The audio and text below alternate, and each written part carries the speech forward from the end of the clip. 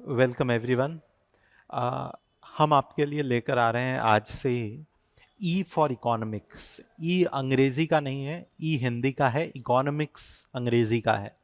E for economics इस series में हम आपसे मुखातिब होंगे, हम आपसे मिलेंगे इकोनॉमिक्स के कुछ जटिल मुद्दों और जटिल विषयों को लेकर जो न्यूज़ में है, जैसे भारत और पाकिस्तान के बीच एक इकोनॉमिक कंपैरिजन को लेकर, अनएम्प्लॉयमेंट क्या होता है, अनएम्प्लॉयमेंट रेट भारत का क्या है, पर कैपिटा इनकम से क्या मतलब, ऐसे कुछ करंट अफेयर्स, करंट इश्यूज, अखबार में आ रहे मुद्दों पर हम आपसे चर्चा करेंगे। लेकिन ये चर्चा बहुत ज़्यादा कठिन इकोनॉमिक टर्मिनोलॉजी से लबरेज ना होकर आम बोलचाल की भाषा में होगी, ताकि आप मुद्दों को आसानी से समझ पाएं।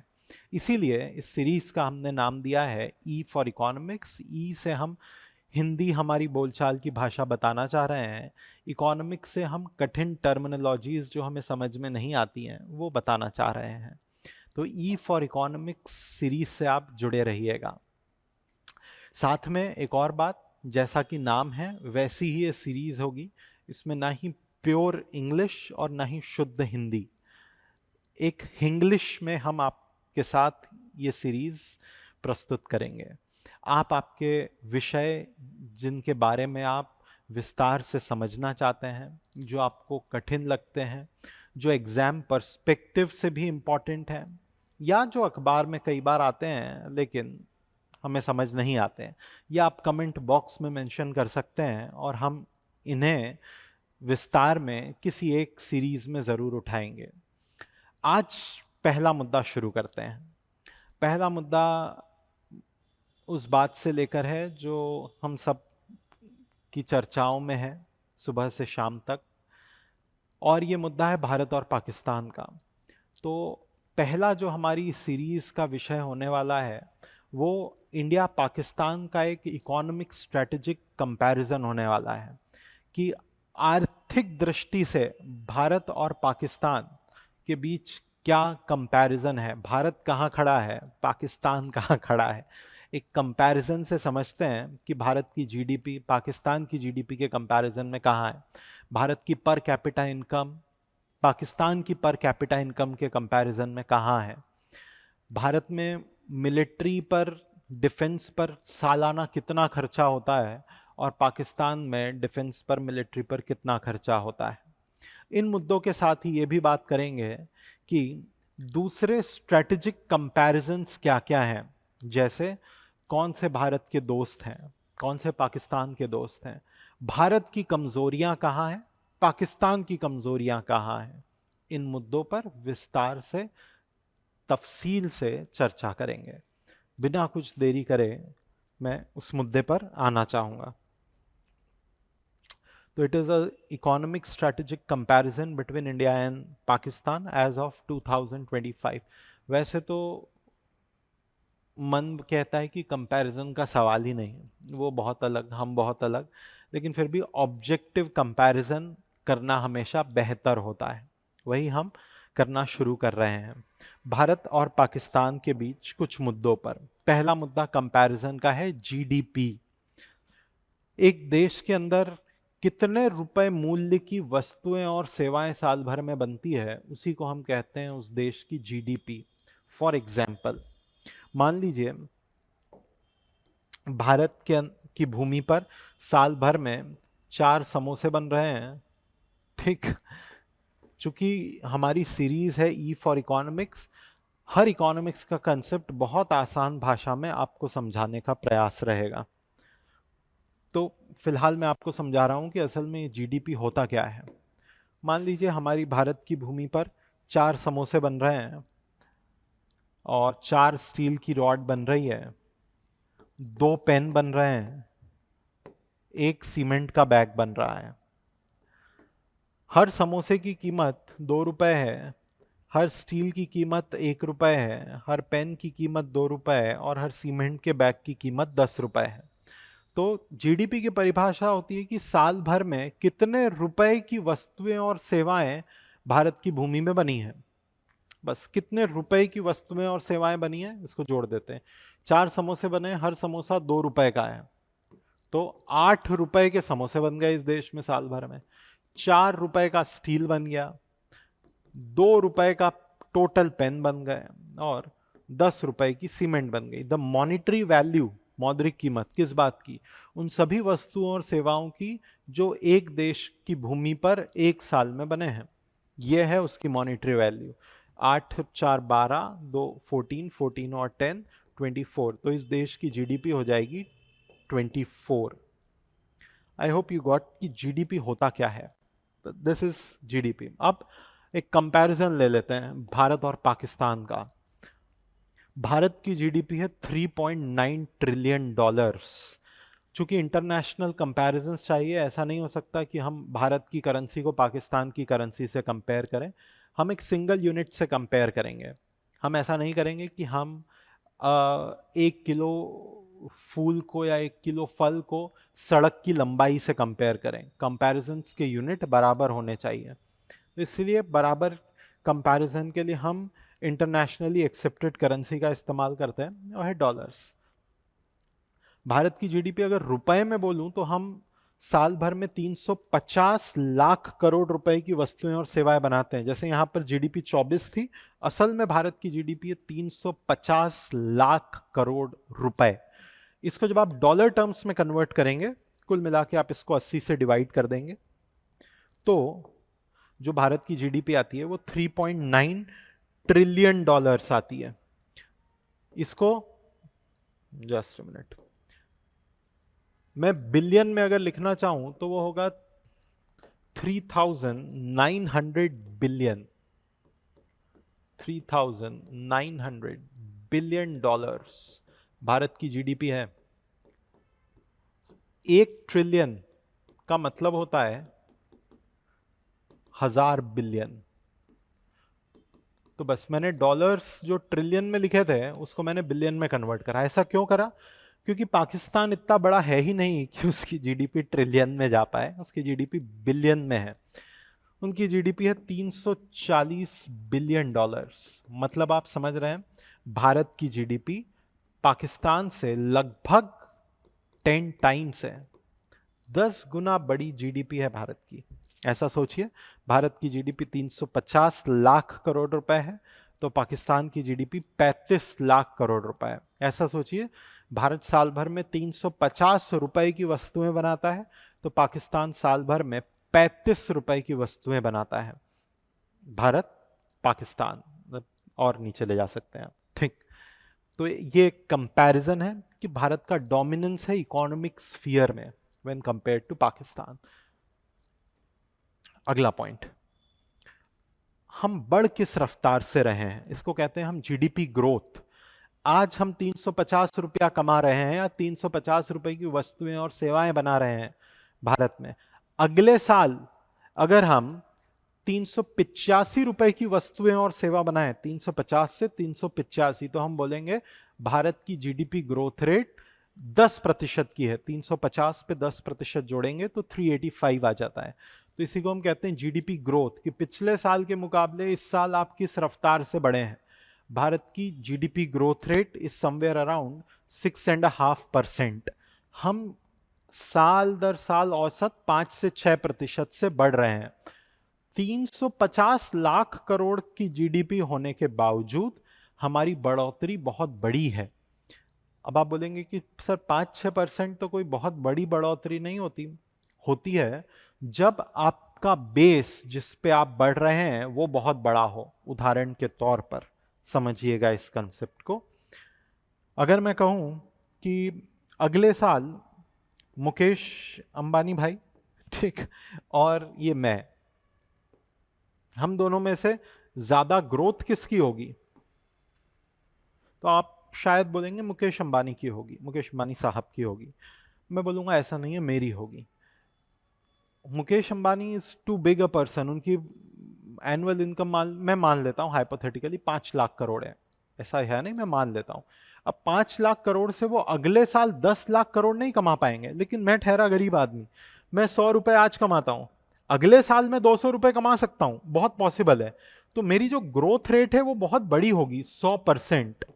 लेकिन मुकेश अंबानी साहब अगर 5 लाख करोड़ रुपए इस साल कमाते हैं तो अगले साल 5.1 लाख करोड़ रुपए, 5.2 लाख करोड़ रुपए ही कमा पाएंगे। तो परसेंटेज टर्म्स में उनकी ग्रोथ बहुत कम होगी। जब आप एक बड़े नंबर पे ग्रो करेंगे तो आपका परसेंटेज ग्रोथ बहुत कम आएगा, लेकिन जब आप छोटे नंबर पे थोड़ी भी बढ़ोतरी देंगे तो आपका परसेंटेज ग्रोथ नंबर बहुत ज्यादा आएगा। भारत एक बड़ी जीडीपी है, 350 लाख करोड़, लगभग 3.9 ट्रिलियन डॉलर। इसके बावजूद भारत बहुत तेजी से बढ़ रहा है, बहुत अच्छी बात है। पाकिस्तान एक बहुत छुटकू सी जीडीपी है, 340 340 बिलियन डॉलर। एक छोटी जीडीपी के बावजूद उसकी रफ्तार बढ़ने की बहुत कम है। तो ये कुछ ऑब्जेक्टिव कंपैरिजन हमने करे इकोनॉमी के एस्पेक्ट पर कि भारत की जीडीपी, पाकिस्तान की जीडीपी, भारत किस रफ्तार से बढ़ रहा है, पाकिस्तान किस रफ्तार से बढ़ रहा है। ये हमारे भविष्य में और मजबूत होती आर्थिक क्षमता को भी दर्शा रहे हैं। आप बोलेंगे हाँ ये तो ऑब्वियस है। हाँ ऑब्वियस है, लेकिन आपको आंकड़े भी पता होने चाहिए कि जब हम बोलते हैं कि भारत पाकिस्तान से ज्यादा मजबूत है तो किन मायनों में मजबूत है, आपको ऑब्जेक्टिवली तथ्यात्मक तौर पे बोलते आना चाहिए, भावनाओं से परे। हाँ ये मेरी भावना है, ये मेरा विश्वास है कि भारत पाकिस्तान से मजबूत है, लेकिन तथ्य भी तो बताइए, किन तथ्यों पर? तब आप बोलिएगा जीडीपी के मुद्दे पर, जीडीपी ग्रोथ के मुद्दे पर। ये फैक्ट्स हैं। अभी और भी फैक्ट्स बाकी हैं जहां हम भारत और पाकिस्तान का एक कंपैरिजन करते चले जाएंगे। Per capita income, per capita income का मतलब होता है कि आपके देश की जीडीपी ले लीजिए, डिवाइड बाय टोटल पॉपुलेशन ले लीजिए। जैसे भारत की जीडीपी है 3.9 trillion dollars, divide by total population मतलब 140 करोड़। तो हर व्यक्ति के द्वारा कितनी आमदनी कमाई जा रही है वो आंकड़ा आ जाएगा, पर कैपिटा इनकम, प्रति व्यक्ति औसत आय, ये एवरेज इनकम होगी। हाँ, तो पर person the average income for India is about $2,800, $2,800 Bharat में औसत एक व्यक्ति कमाता है, per capita income. Of course ये दुनिया के कई देशों से काफी कम है। जैसे अगर अमेरिका की बात करूं, यूएसए की, तो वहां प्रति व्यक्ति आमदनी कुछ लगभग $60,000 के आसपास आएगी। वहां एक व्यक्ति औसत $60,000 $60,000 कमाता है। भारत में एक व्यक्ति औसत $2,800 कमाता है, कम है। लेकिन अभी बात कुछ और चल रही है। अभी हम कंपेयर कर रहे हैं पाकिस्तान से। पाकिस्तान की आमदनी हमसे लगभग आधी है प्रति व्यक्ति के तौर पर। वहां पर औसत एक व्यक्ति $1,500 कमाता है। The per capita income of India is about round about double that of Pakistan. यह भी एक मजबूत भारत की आर्थिक स्थिति का सूचक है। This is also an indicator of a strong economic position of India vis a vis Pakistan. विदेशी मुद्रा भंडार, जब हम विदेश के साथ कोई भी ट्रांजैक्शन करते हैं तो डॉलर में होता है। इसको हम हमारे एक बही खाते में लिखते हैं। उस बही खाते को हम कहते हैं balance of payment. Balance of payment का जो बही खाता है उसमें इंपोर्ट एक्सपोर्ट से आ रही और खर्चा हो रही डॉलर की आमदनी लिखी जाती है। बैलेंस ऑफ पेमेंट में भारत में आ रहे निवेश, एफडीआई, भारत से जा रहे निवेश, वो लिखे जाते हैं। इसका जो साल भर के आखिर में आंकड़ा आता है तो कुछ ऐसा आएगा कि या तो भारत में कुल मिला के एक्सपोर्ट के कारण या निवेश के कारण डॉलर आए, या फिर भारत से कुल मिलाकर इंपोर्ट के कारण या फिर बाहर भारतीय कंपनियों के द्वारा किए जा रहे निवेश के कारण डॉलर गए। कुल मिला के बैलेंस ऑफ पेमेंट का खाता डॉलर का देश में आना और डॉलर का देश से जाना, इसको रिकॉर्ड करता है। इसी को हम कहते हैं balance of payment account.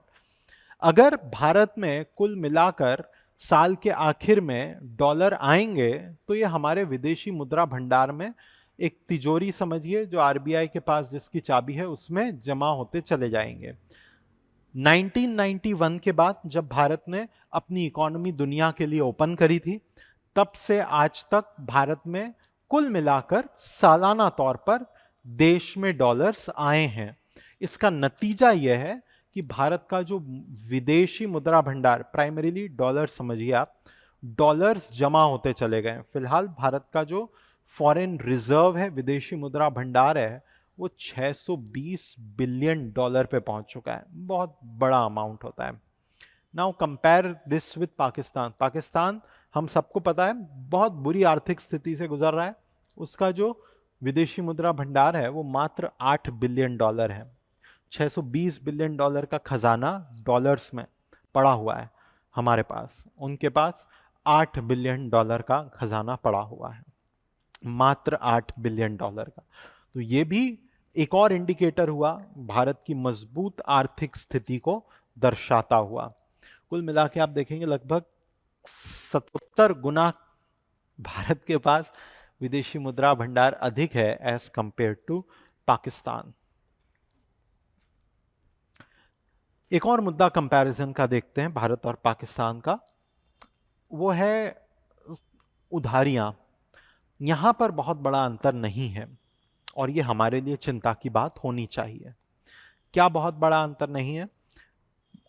Bharat की सरकार, मेरा मतलब केंद्र सरकार, और हमारी राज्य सरकारें आमतौर पर ऐसा बजट चलाती हैं, इस प्रकार से अपनी आमदनी और खर्चे बनाए रखे हुए हैं कि आमदनी कम है और खर्चे ज्यादा हैं।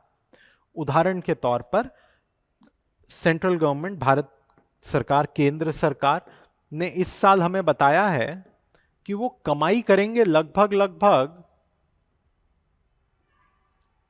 35 लाख करोड़ की। ये उनकी आमदनी है इस साल की। जो ये वाला फाइनेंशियल ईयर है उसमें भारत सरकार 35 लाख करोड़ आप पर और मुझ पर टैक्स लगाकर, जीएसटी लगाकर, फीस फाइन लगाकर, अपनी कंपनी वगैरह बेचकर 35 लाख करोड़ रुपए कमाएगी। ये उसकी इनकम है।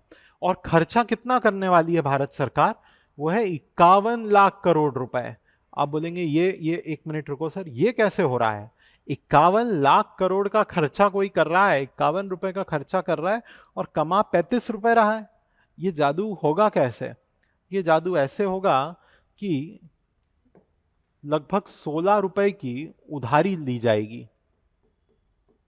तो भारत सरकार 16 लाख करोड़ रुपए की उधारियां लेकर इस साल के अपने खर्चे पूरे करेगी। इसी को हम कहते हैं fiscal deficit. This is known as fiscal deficit of government of India. 16 lakh crore रुपए की उधारियां ले रही है। ऐसा इस साल करा, ऐसा पिछले साल करा, ऐसा पिछले के पिछले साल करा, ऐसा बरसों से करते आ रहे हैं।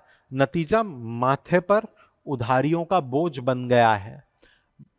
ऐसा केंद्र सरकार करती है, ऐसा राज्य सरकारें करती है। कुल मिलाकर केंद्र और राज्य सरकारों के ऊपर भारत में उधारियों का बोझ लगभग 160 लाख करोड़ से 170 लाख करोड़ के बीच है। कुल मिलाकर हमारी जीडीपी लगभग 350 लाख करोड़ है। उसका लगभग 80% भारत सरकार के ऊपर डेट है, केंद्र सरकार के ऊपर और राज्य सरकारों के ऊपर मिलाकर जीडीपी का 80%, मतलब 160 से 170 लाख करोड़ रुपए बकाया है जो चुकाना है।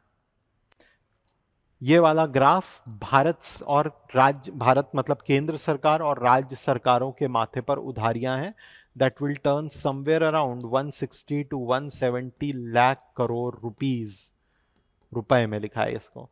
That is about 80% of our GDP. ये एक चिंता की बात है कि इतनी उधारियां लेकर हमारी राज्य सरकारें और हमारी केंद्र सरकार अपने खर्चे चला रही है। यह अच्छी वित्तीय स्थिति, बहुत ज्यादा अच्छी वित्तीय स्थिति नहीं है। कंपेयर करें पाकिस्तान से तो वहां की जो सरकार है उस पर भी debt compare to their GDP is extremely high, that is 78%। कुल मिलाकर ये वाला फैक्टर भारत के लिए चिंताजनक है। इस कंटेक्स्ट में भारत सरकार खुद वाकिफ है और उसने कमिटी बनाई थी 2016 में, एन.के. सिंह कमिटी। उसने रिकमेंड करा है कि केंद्र और राज्य सरकारों को मिलकर अपनी ये जो उधारियों का बोझ है, जो कि लगभग 80% ऑफ जीडीपी पर चला गया है, इसको कम करके सॉरी 40 नहीं, 60% ऑफ जीडीपी पर लेकर आना है। This is the recommendation of NK. Singh committee, Bharat सरकार ने बनाई थी। उसने कहा है कि भारत सरकार और राज्य सरकारें मिलकर अपनी उधारियां कम करें, जो कि अभी 160 से 170 लाख करोड़ है, ये घटकर कम से कम 130-120 लाख करोड़ के आसपास होना चाहिए। फिलहाल इस पर बहुत ज्यादा काम होता नहीं दिख रहा है। I hope you got this point कि दोनों के बीच डेट को लेकर क्या कंपैरिजन है। अगला मुद्दा कंपैरिजन का देखेंगे, दैट इज डिफेंस एक्सपेंडिचर, कि भारत सरकार अपने डिफेंस पर कितना खर्चा करती है और पाकिस्तान की सरकार उसके डिफेंस पर कितना खर्चा करती है।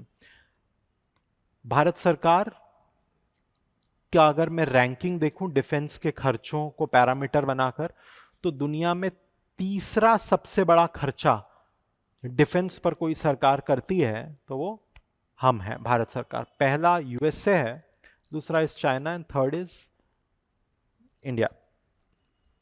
एब्सोल्यूट टर्म्स में हम लगभग 70 से 80 बिलियन डॉलर्स साल में हमारे डिफेंस पर खर्चा करते हैं।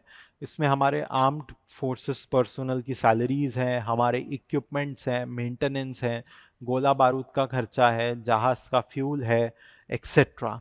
70 से 80 बिलियन डॉलर भारत सरकार का डिफेंस एक्सपेंडिचर है, दुनिया में third largest. First is USA. Pakistan को देखते हैं। पाकिस्तान का डिफेंस एक्सपेंडिचर मात्र 10 बिलियन डॉलर है, हमारा 80, उनका 10, उनसे लगभग 8 गुना ज्यादा भारत सरकार अपनी सुरक्षा पर, अपनी डिफेंस पर, आर्मी, नेवी, एयरफोर्स पर खर्चा करती है। ये एक बहुत बड़ा एडवांटेज है भारत के लिए। कुल मिलाकर पाकिस्तान की सरकार का 1 रुपया खर्चा, हमारा लगभग 7 से 8 रुपया खर्चा। ये हमारी फोर्सेस को और मजबूत बनाता है और हमें एक अच्छा डिटरेंस प्रेजेंट करने का मौका देता है अगेंस्ट पाकिस्तान। आई होप ये पॉइंट भी आपको समझ में आया होगा। पर्सोनल्स की बात करते हैं। कितने सैनिक ऑफिसर्स भारतीय सेना में हैं और कितने पाकिस्तान में हैं, यहां भी भारत ही बाजी मारता है। भारत की सेना में लगभग 14 लाख पर्सोनल्स हैं। नेवी, आर्मी और एयरफोर्स मिलाकर there are about 14 lakh personnels. 1.45 million मतलब लगभग 14 लाख। वहीं पाकिस्तान के पास इसके मात्र आधे हैं, लगभग 6.5 लाख पर्सोनल ही हैं। इसमें मैंने 14 लाख का बाइफर्केशन दिया है। सबसे बड़ी हमारी जो फोर्स है वो आर्मी है। 14 लाख में से 12 लाख बिलोंग टू आर्मी, बहुत बड़ा इंस्टीट्यूशन है आर्मी। नेवी में 67,000, एयरफोर्स में 1,40,000। वहीं पाकिस्तान में भी प्रपोर्शन वही बैठ रहा है, 6.5 लाख हैं, लेकिन 5.5 लाख आर्मी में है, 24,000 नेवी में है और 70,000 उनके एयरफोर्स में है। एक प्रकार से मैं ऐसा कह सकता हूं, भारत के army personnels are just double of Pakistan. उनके हर एक आर्मी पर्सनल के अगेंस्ट में भारत के 2 लोग हैं, 2 सैनिक या अफसर मौजूद हैं। यह भी एक स्ट्रॉन्ग पॉइंट दर्शाता है भारत का।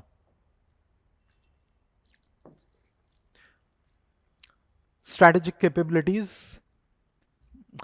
सामरिक क्षमता क्या है हमारी, उनकी क्या है। दोनों के पास ही न्यूक्लियर वेपन्स हैं। न्यूक्लियर टेक्नोलॉजी होना अलग बात है और फिर इस टेक्नोलॉजी से हथियार इकट्ठे करते रहना, बनाते रहना अलग बात है। दोनों के पास ही, यहां पर मामला लगभग बराबरी का नजर आता है। दोनों के पास ही लगभग 170 न्यूक्लियर वॉरहेड्स हैं। वॉरहेड्स आप ऐसा समझिए, मिसाइल के ऊपर आप जो एक वेपन लगाएंगे, तो ऐसे 160 वेपन भारत के पास हैं जो न्यूक्लियर कैपेबिलिटी रखते हैं, और लगभग इतने ही वेपन्स पाकिस्तान के पास हैं जो न्यूक्लियर कैपेबिलिटी रखते हैं। तो कन्वेंशनल मेथड से भारत कहीं आगे है। कन्वेंशनल मेथड से मेरा मतलब है आर्मी की संख्या, आर्मी पर खर्चे, per capita income, GDP Bharat कहीं आगे है, लेकिन जब न्यूक्लियर फैक्टर की बात हो रही है तो दोनों के पास समान मात्रा में न्यूक्लियर गोला बारूद मौजूद है। लगभग 160 से 170 न्यूक्लियर वॉरहेड्स भारत के पास हैं और 165 से 170 वॉरहेड्स पाकिस्तान के पास मौजूद हैं। नेवी नेवी में भारत जोर से बाजी मारता है। भारत के पास है एयरक्राफ्ट कैरियर। एयरक्राफ्ट कैरियर का मतलब होता है वो जहाज जिससे कि प्लेन टेक ऑफ कर सके या फिर लैंडिंग कर सके जहाज पर, उसे हम कहते हैं एयरक्राफ्ट कैरियर। भारत के पास एयरक्राफ्ट कैरियर मौजूद हैं। 2 एयरक्राफ्ट कैरियर हैं भारत के पास, उसमें से एक आईएनएस विक्रांत तो हमने इंडिजिनसली बनाया है, हमने खुद बनाया है। ये बहुत बड़ी कैपेबिलिटी देता है कि आप कहीं पर भी अपने जहाज को ले जाकर वहां से फ्लाइट को टेक ऑफ करवा सकते हैं और कहीं भी बमबारी करके आ सकते हैं। आपकी डिटरेंस, आपकी डिफेंस को बहुत मजबूत बनाता है एक एयरक्राफ्ट कैरियर। पाकिस्तान के पास कितने हैं? 0 0। ये भारत के लिए एक बहुत बड़ा एडवांटेज है कि हमारे पास एक एयरक्राफ्ट कैरियर है नेवी में और उनके पास 0। एयर पावर में भी भारत की क्षमता ही अधिक है, लेकिन बहुत बड़ा अंतर नहीं है। पाकिस्तान के पास लगभग 400 कॉम्बैट एयरक्राफ्ट्स हैं और भारत के पास लगभग 600। मैं राउंड फिगर बोल रहा हूं, तो बहुत बड़ा अंतर नहीं, but still India has an advantage over Pakistan. This is regarding strategic capabilities.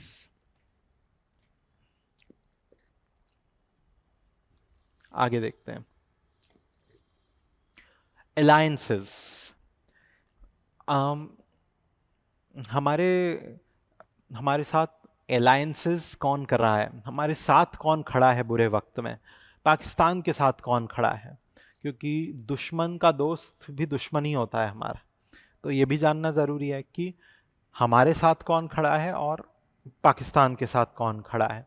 और एक बहुत अच्छी कहावत है अंग्रेजी में कि युद्ध से एक राज्य बनता है, उसको कहते हैं हम कि वॉर्स क्रिएट किंगडम्स। जब आप युद्ध करते हैं तो आप एक राज्य बना लेंगे, लेकिन अगर आप संधि करते हैं, अगर आप अलायंस करते हैं तो आप साम्राज्य बना लेंगे।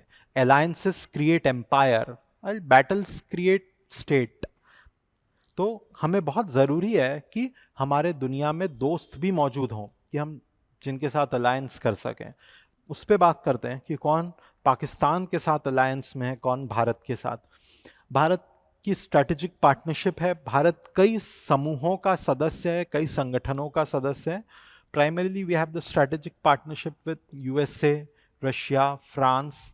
क्वाड देश में यूएस, जापान, ऑस्ट्रेलिया और इंडिया, इसको क्वाड कहते हैं। ये भारत के प्रमुख पार्टनर्स हैं। ये बात अलग है कि ऑपरेशन सिंदूर के दौरान हमने इनसे बहुत ज़्यादा सहयोग प्राप्त नहीं करा, या हमने नहीं देखा कि ये कम से कम पर्दे पर आकर बहुत ज़्यादा भारत के पक्ष में बोले हैं। ये एक चिंता की बात है। लेकिन पाकिस्तान के पार्टनर्स कौन हैं? China, Turkey, Saudi Arabia. These are the nations primarily having alliance with Pakistan. लेकिन इस पूरी प्रक्रिया में एक बात जो भारत की मजबूती को दर्शाती है वो है कि भारत किसी के साथ अलाइंड होता नजर नहीं आया है। भारत की अपनी एक स्ट्रेटेजिक ऑटोनॉमी नजर आई है। पाकिस्तान एक देश पर निर्भर है, दैट इज चाइना। तो भारत आजाद है अपने निर्णय लेने के लिए, पाकिस्तान आजाद नहीं है। It can never think to go against China. It is completely for its arm, for its finances dependent on China.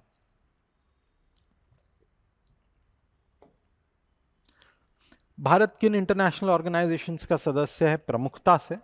Pakistan किन का सदस्य है? India is part of G20, India is part of BRICS nation. वहीं Pakistan is largely part of the nations either where China dominates.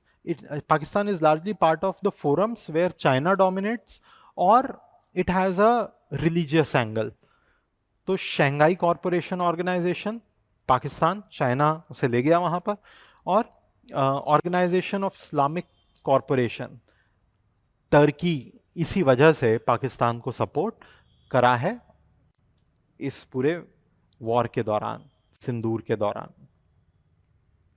तो Pakistan is primarily taking benefit of Shanghai Cooperation Organization and Organization for Islamic Cooperation, while India has primarily G20, BRICS and Quad.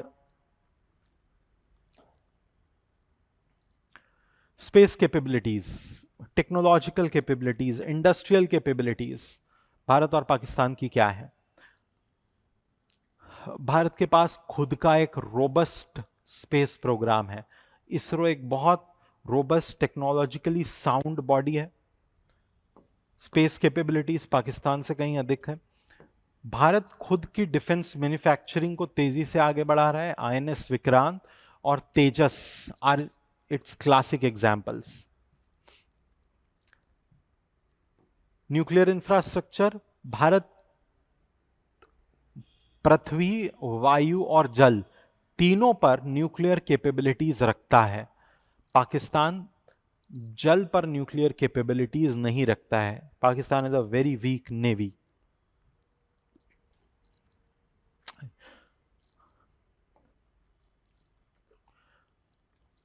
व्यापार के मामले में भी भारत पाकिस्तान से कहीं गुना आगे है।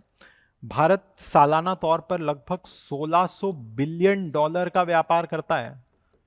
पाकिस्तान सालाना 100 बिलियन डॉलर का व्यापार करता है। आप समझ रहे हैं, ये 100 रुपए का व्यापार करता है, भारत 1600 रुपए का व्यापार करता है। तो इंटरनेशनल इन्फ्लुएंस उसी का ज्यादा होता है जो बड़ा व्यापारी है। भारत का इस मामले में, ट्रेड के मामले में, एक बड़ा इंटरनेशनल इन्फ्लुएंस है। डायस्पोरा, डायस्पोरा का मतलब होता है कि वो भारतीय जिनका ओरिजिन, जिनकी फैमिली में भी दादाजी, परदादाजी, दादी जी, परदादी जी, to be gender neutral, Bharat से है, लेकिन पोता पोती, बेटा बेटी विदेश में बस गए हैं। तो ये पोता पोती, बेटा बेटी would be considered Indian diaspora. Bharat का एक बहुत मजबूत इंडियन डायस्पोरा है। ये डायस्पोरा भारत में सालाना तौर पर 100 बिलियन डॉलर रेमिटेंसेस भेजता है, जो भारत के लिए एक बड़ा विदेशी मुद्रा भंडार में एडिशन होता है। साथ में भारत का सॉफ्ट पावर भी बहुत मजबूत है, जैसे Bollywood, yoga, the recognition of being technologically sound country etcetera. Pakistan का कल्चरल इंपैक्ट भी लिमिटेड है और उनका डायस्पोरा भी बहुत लिमिटेड है। स्ट्रैटेजिक वीकनेस, कुछ कमजोरियां भी हैं। बेहतर होता है कि युद्ध में अपनी कमजोरी पता चले, उससे बेहतर होगा कि शांति के वक्त अपनी कमजोरी को जानकर उस पर काम किया जा सके। पहली कमजोरी है कि भारत दो तरफा लड़ाई लड़नी है, एक हमारी वेस्टर्न बॉर्डर पे पाकिस्तान के साथ और एक हमारी ईस्टर्न बॉर्डर्स पर चाइना के साथ। तो हमें दो बॉर्डर्स मैनेज करनी है। दूसरा, हमारा जो डिफेंस प्रोडक्शन है, आज भी पूरी तरीके से हम इस पे आत्मनिर्भर नहीं है और हम इंपोर्ट पर डिपेंडेंट है। भारत को आवश्यकता है कि इंडिजिनस देश के अंदर ही डिफेंस मैन्युफैक्चरिंग और उसकी कैपेबिलिटी को बढ़ाए। यही वो दो पॉइंट कह रहे हैं जो मैंने आपको कंबाइन तौर पे समझा दिए। पाकिस्तान की बात करें तो उन्हें तो वीकनेस ही वीकनेस झेलनी पड़ रही है। पहला, economic crisis, they do not have enough foreign currency. दूसरा, जो उन्होंने टेररिस्ट को शरण दी है, वही पाकिस्तान में उनके लिए एक बड़ी समस्या बनकर अब उभरने लगे हैं। For example, there are many differences within terrorist organizations also, and one terrorist organization often competes with another terrorist organization, and in the process there is violence. Pakistani state itself is a large supporter of one or other terrorist organizations, and they have themselves now put themselves under the security threat from these terrorist organizations. तो खुद के द्वारा ही उत्पन्न आतंकवादी संगठन पाकिस्तान के लिए भी अब चिंता का विषय बन गए हैं। और पाकिस्तान बहुत ज़ोर से उसके मिलिट्री सप्लाईज के लिए, टेक्नोलॉजी के लिए, पैसों के लिए एक ही देश पर निर्भर है, दैट इज़ चाइना। तो ये 3 बड़ी स्ट्रैटेजिक वीकनेस है जो हमें पता होनी चाहिए पाकिस्तान की, ताकि हम इनका उपयोग करके अपनी कैपेबिलिटीज को और बेटर कर पाए। कुल मिलाकर इकोनॉमिक पावर के मामले में भारत मजबूत है, मिलिट्री कैपेबिलिटीज पाकिस्तान से ज्यादा स्ट्रांग है, दुनिया में प्रभुत्व भारत का अधिक है, और सेल्फ रिलायंस के मामले में हम तेजी से बढ़ रहे हैं, पाकिस्तान तो बढ़ भी नहीं रहा है। की टेक अवे इस पूरे डिस्कशन से हम ये समझे हैं कि हमें अपने अलायंसेस मजबूत करने हैं दुनिया के साथ, ताकि हम एक मजबूत पक्ष प्रस्तुत कर सकें भारत का दुनिया के सामने। भारत की ग्लोबल पोजीशनिंग बेहतर हो रही है, इकोनॉमिक कैपेबिलिटीज हमें और बेहतर करनी है। कुल मिलाकर इस डिस्कशन को अगर मैं समराइज करना चाहूँ तो 2 चीज़ हैं भविष्य के लिए जो भारत को बढ़ानी होंगी। पहला, डिटरेंस, भय। पड़ोसी को भय रहे कि अगर वापस से कोई आतंकवादी हमला करा तो उसकी बड़ी कीमत चुकानी होगी। और दूसरा, प्यूनिटिव एक्शन।